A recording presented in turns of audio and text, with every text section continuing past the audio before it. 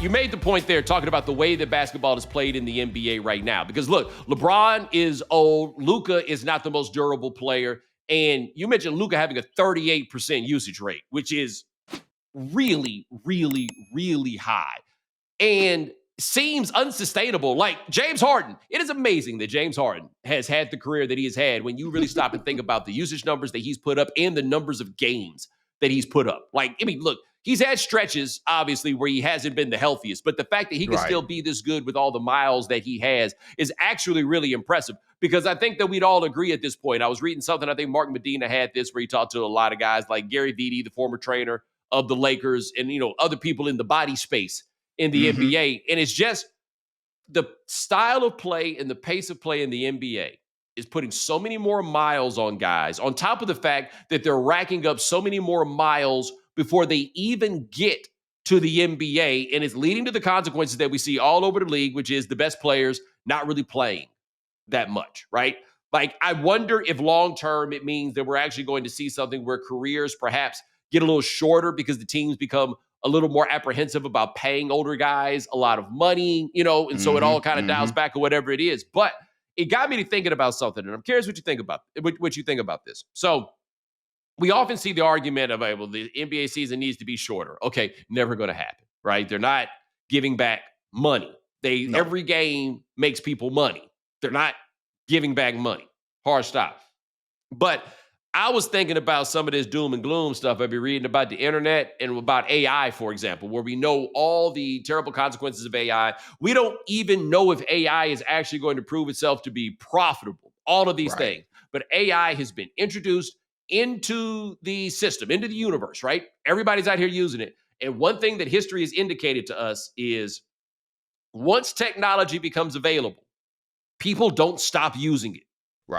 Right? Like, you're not going to, now that AI is here, no explanation of how much electricity it uses, how bad it is for the earth, how bad it is for the people, all of this stuff. Too bad, so sad, it's here. People are going to be talking to Siri and Alexa or whatever it is. Once this has become available, the society is not going to walk back from it. And I feel like all these advances that we're talking about in basketball and the way things run schematically are very, very similar. It is breaking the bodies of the players. The bodies are not meant to withstand that which we are discussing. But there is no dialing it back. As long as there's one person that's going to use the schemes, then everybody else is going to have to do what's necessary to keep up with it. And this is just what it's going to be. You know what's funny? I've been talking to multiple people in the medical community, like on teams, who have to deal with the bodies. And not everybody has the same answer. Like, it's different degrees of depth of what they believe the problem or solution is. But the commonality is this, and I want to see what you think about this. A, they agree with you and me completely on too much specialization at an early age. One said, man, it's like watching a timing belt on your car being worn out just because it's what it is. It's only got so many miles on the car before the car starts fighting back against you. That's where the bodies are. And maybe this is something for all of the professional sports leagues to get together on, as opposed to, man, you're a basketball player at age 10. That's exactly what you're going to be. That's only what you're going to be. Like, that cannot be healthy for the body. And I'm sure it probably hurts, maybe not football, but I would assume baseball, just because, like, pitching, arm motions, like stuff like that. The other thing is this, Bo, and I'm going to see the other two things that I thought were really fascinating is this, and I'm reading from like a pretty extensive text message. Practicing no longer happens. Individual skill work happens far more. So you're stressing the muscle without doing anything to simulate gameplay. Like, you're just doing an exercise over and over again. And because guys aren't used to practicing anymore, teams don't really practice as much. Like, they talk about, staying off your body and everything else because of the miles that you're doing throughout the course of the game, because of the miles that you've already put on your body, because of the miles that you might put on your body during the summer when you're hooping at Lifetime Fitness and everything else, all the skill work. You're not practicing together and you're not playing live. So you're only playing live during the course of the game. Your body isn't used to that type of stress. And then it's the stress of breakneck speed basketball, big time problems. And finally, and there's a couple others, but I don't want to say it out loud. But the other one, 2 people have told me that basketball shoes and the equipment is shit today. They say the shoes are just bad. They think that because you are wearing a low-cut shoe and you are wrapping your ankle around it, that's compensating. All you're doing is sending the stress to other parts of your body. Now, what's right above the ankle? And what injuries do we see all the time nowadays? Yeah. The calf. And the hamstring. And did you hear about our boy Zion? Grade 2 adductor strain. That's 3 to 6 weeks. Come on, man. Yeah.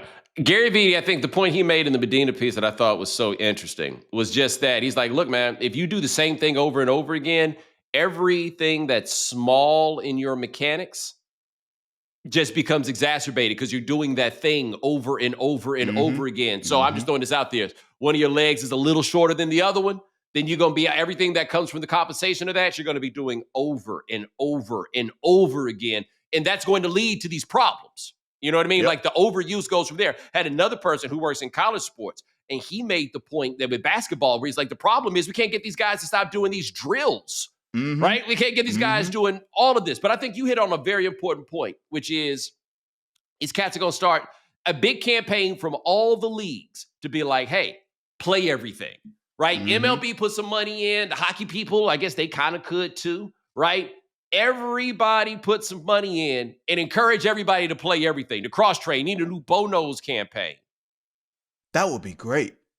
Like we are just old enough to have played, even if you didn't play like high level stuff, but you played everything. Even if it's just playing in the street, like playing with guys, you know what I mean? Like playing stickball, so to speak. You know what I mean? Like you still did other things besides the one sport all year round, especially if you are in a place where you got easy access to a gym or there's great weather, so you're going to be outside every day or whatever it is. Like people would say, man, y'all was playing on concrete and that messed your knees up. Maybe.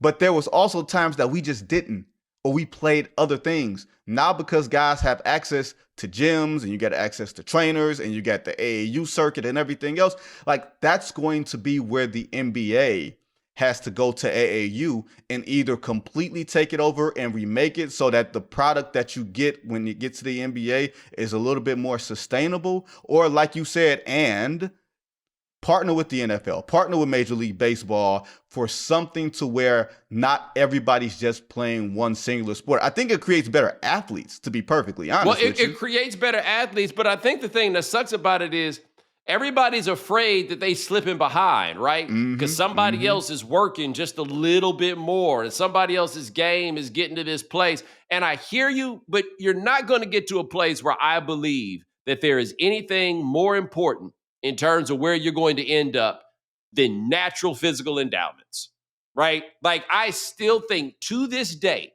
that if somebody, take Joel Embiid, for example, if somebody had found Joel Embiid in Cameroon when Joel Embiid was 16 years old, just found him, and he was as rough and raw and everything else with his game, drop him in the draft at 18, he go number one.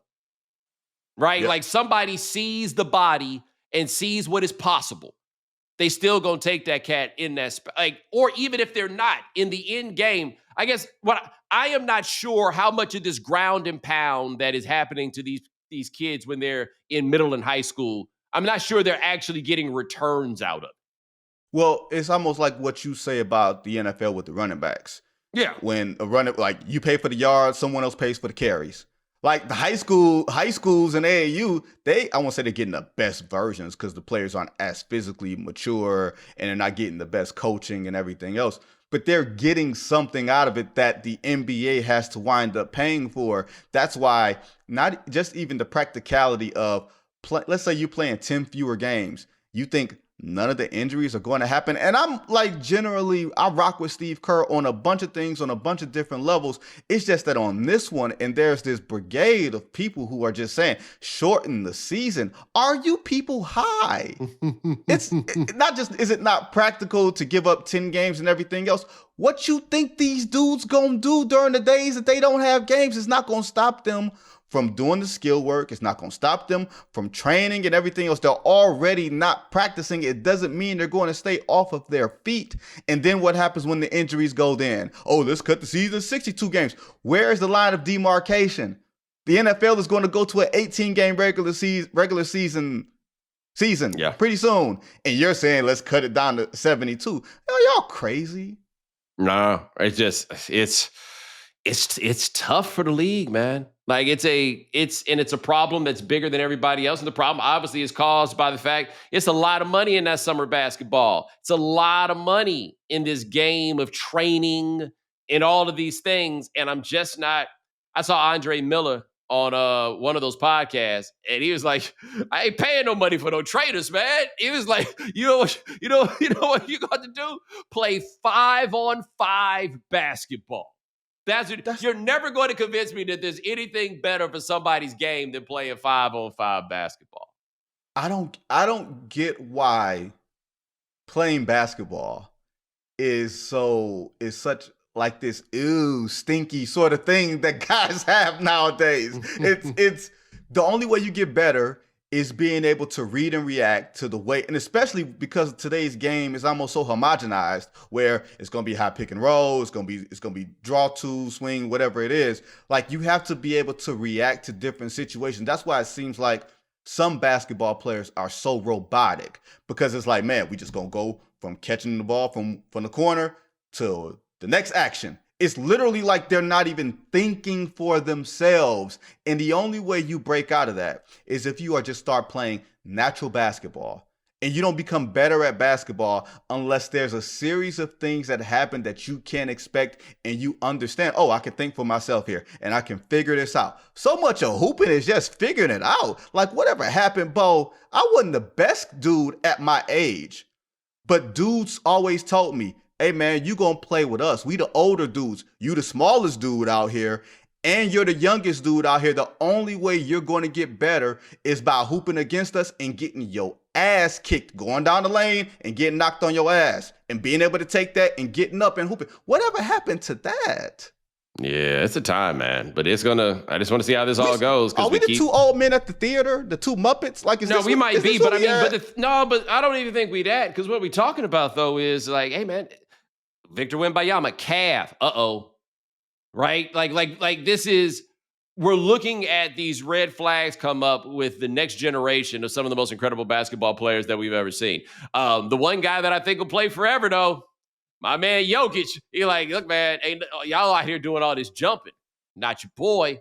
And he is, by the way, currently putting up, I don't even want to talk about it because it's so obscene. Like, they should take us off the air for talking about what Jokic is. The man's leading the league in rebounding and assists while putting up 29 points a game at splits of 62 and 44 and 85. Like, this is nuts. But I want to get this in right fast before we go. Yeah, I know. It feels like a tease just to throw that out there.